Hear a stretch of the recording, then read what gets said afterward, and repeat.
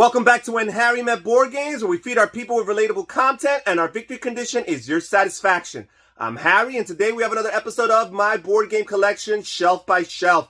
And today I'm going to be sharing with you what I'm going to refer to as shelf number 19, which actually technically is not a shelf. Let's get straight to it. And this right here is what I refer to as shelf number 19. As you can see, it's really not a shelf at all. It's actually the top of my game shelves, and this is like the leftmost part of it. And I'll just be discussing some of the games here. You have Kemet here on the left, which is a very interesting game with an Egyptian theme. It's kind of like an area control game where players are battling for different territories, and it's really cool because you draft these different power tiles. They give you special abilities. They strengthen your combat abilities. They either strengthen your movement abilities. Sometimes they give you straight up victory points, or they give you different advantages throughout the game. Sometimes they provide creatures for you that you can manipulate throughout the board that help and enhance the combat powers of your different troops and units on the actual board.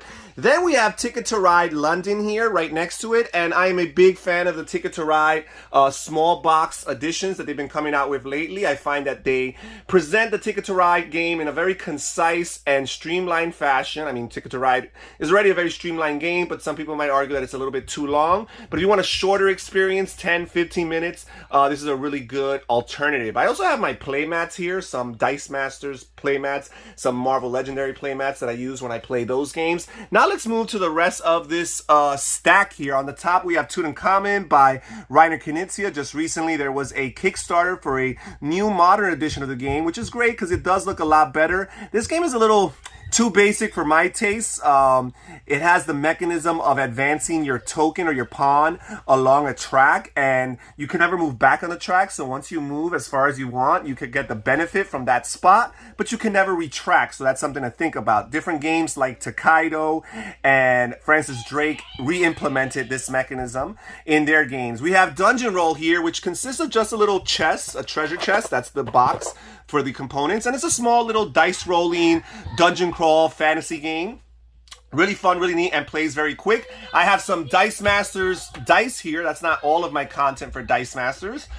We also have Seven Wonders Duel here, along with the Pantheon expansion. Seven Wonders Duel is the two-player re-implementation of the bigger, very popular game, Seven Wonders, but this is only for 2 players. And we also have the Pantheon expansion here, which adds some additional actions that players can take on their turn so that they don't necessarily have to interact with the lineup of cards that is on the market in front of them. So that's a really cool alternative. Really like this expansion. Here we have Times Square, which is a 2-player only card game from Reiner Knizia, where players are kind of playing a game of tug of war, where they're having to move these different pieces that represent different characters and trying to get it to their side of Times Square, to their clubs, I guess, in order to win the game. Then we have Lahav Inland Port.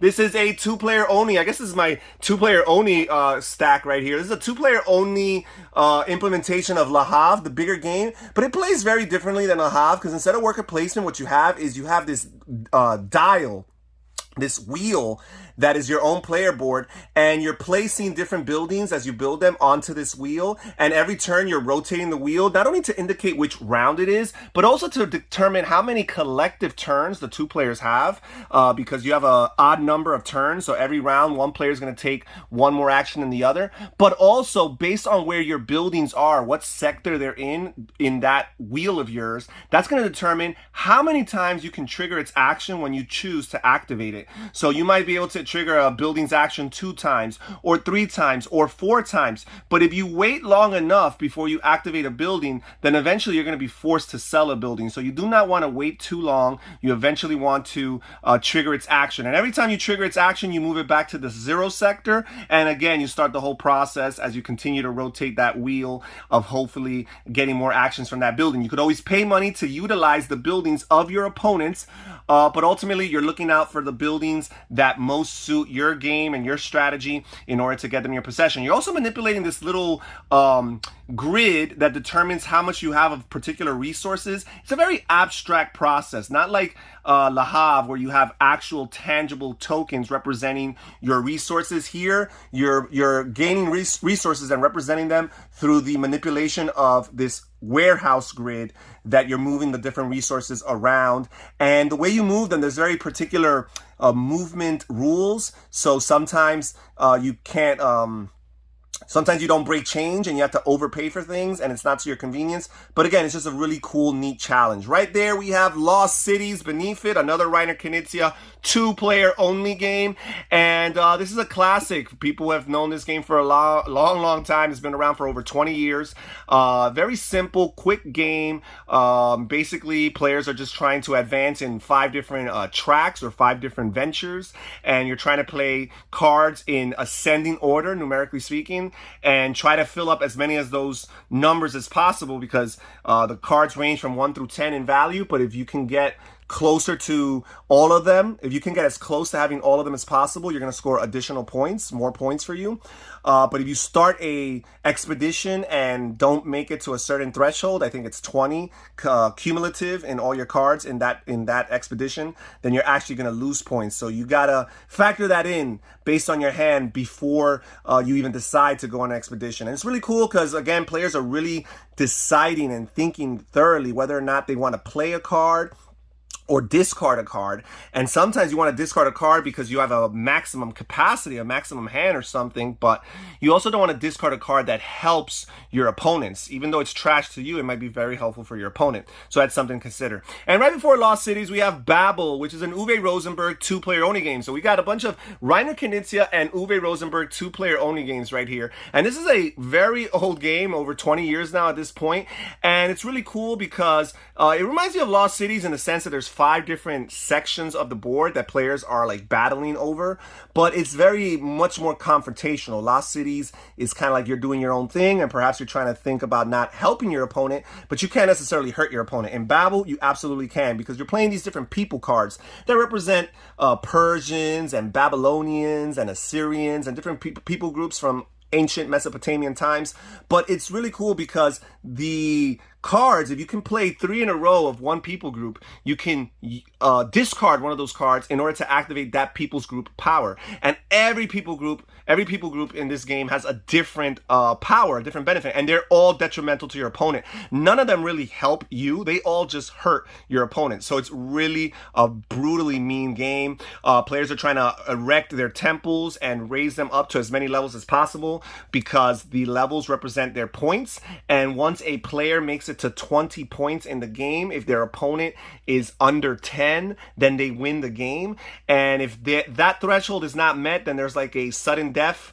I forget exactly the condition, but it's a really cool game because the lead actually goes back and forth throughout the game, because you actually lose points throughout the game as players mess with your temples and make them go down in value. Really cool game. Like I said, can be brutally mean, but it's a 2-player only game, so I have no problem with that. Then we have Hive Carbon down here. Hive is an abstract strategy game where you kind of have like an insect theme, and it's a cool game. You have lots of different insects here, and all the insects have different abilities, and you're kind of creating the board as you play, because you start by playing down one piece. The table is just empty. You play one piece, and as the game progresses, you're playing down more and more pieces. And again, as I mentioned, each insect in this game has very particular rules to it, and you got to factor that in your decision-making process. I see the strategic value of it, but for whatever reason, it just hasn't really connected with us. Hive Carbon. And then right below, we have another Reiner Knizia game, Res Publica. I've mentioned this game in the channel. This is a great, I would say, trading game. The box says 30 to 45 minutes. Perhaps if you play at 5-player count, it's possible that it pushes the 45-minute mark, but I think 30 minutes is more realistic. And it's really cool because you're trying to build settlements that represent your victory points in the form of cards. But you're doing that by collecting cards. And again, this game involves people group cards, except here it's based in ancient Rome and barbaric tribes. You got Vikings, and you got Huns, and you got the Visigoths. You got all these different groups, and you're trying to trade with your opponents to get 5 of a kind in order to turn them in for settlements.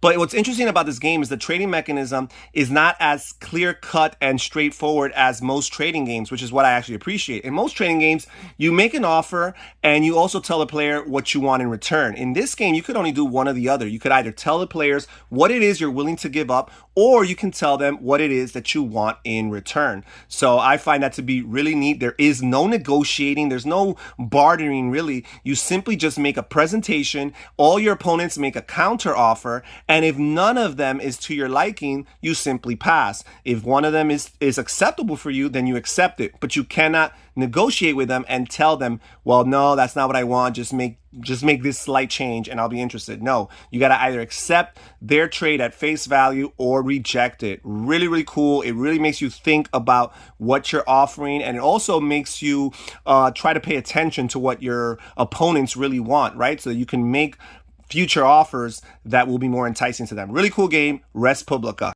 And that's it for today's episode of my board game collection, Shelf by Shelf. Thank you so much for joining us here. And when having board games, comment down below and tell us what you think about these games that we talked about today. This is Harry saying take care, everybody. Stay safe, stay healthy, and have fun gaming. Bye-bye.